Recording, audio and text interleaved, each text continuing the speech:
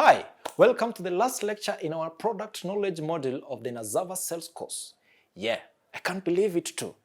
The whole module is behind again. Well, almost behind, as we still have to learn how to respond to the common questions from the audience. There are a lot of those questions, so it's better to structure it somehow in order to make the best of our limited time. So, I'll name you a question as I'm a customer and then respond to it in a way you should with your potential customers. Ready to dive into it? Let's start.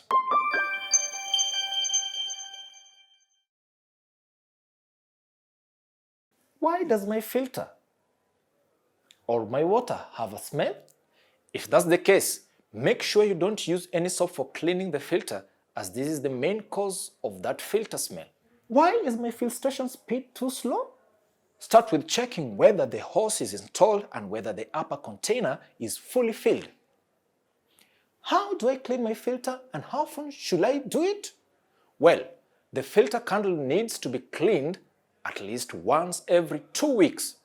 Simply scrub a filter with a sponge or fine brush under the running water, but remember not to use detergent, soap, or any other chemicals. Why does my water have a strange or metallic taste? This can happen when you first use the filter.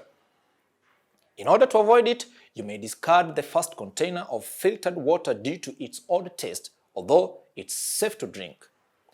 Why does my water have some floating items?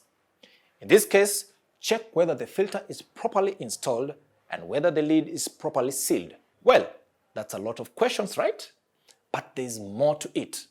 How long does the filter last? Our filter can filter up to 7,000 liters, which implies its longevity for 1 to 3 years, depending on the family size and the quality of water. What is that activated carbon you kept mentioning? It's highly activated carbon from coconut palm trees. What are plastic containers made from? The plastic is PP or polypropylene plastic, food grade, which means it's completely food contact free. Also, PP plastic could be used for a long time and could be easily recycled. Why does the filter candle turn green or brownish? I am sure you know the answer to this question, as we have just discussed it in the previous video. But to be on the safe side, I remind you, this is a completely natural process. If the filter candle becomes brown, it means that it's working, and the brown you see is dirt. If it bothers you, clean it with a sponge or brush. If your filter candle turns green, it is a sign that there is too much sunlight for the filter. So, place the filter in a dark location or cover it with a cloth. You can use this information partially for the next question. Why shouldn't I place the filter in direct sunlight? Well, the UV from the sunlight can damage the plastic parts. Also, because of the sunlight, algae can start growing in the water and on the ceramic. Very unpleasant thing, let me assure you. Are you still here? There are only few questions left.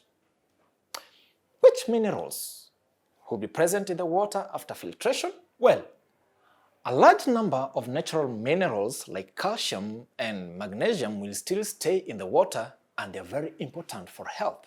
What is the pH of the filtered water? It's usually 7, which is perfect, as the pH for drinking water is usually between 6 and 8. That was the last question on my frequently asked questions list today. Can you believe it? Wow, it was really intense. But now I am sure you are more than prepared for any questions your potential customer may have.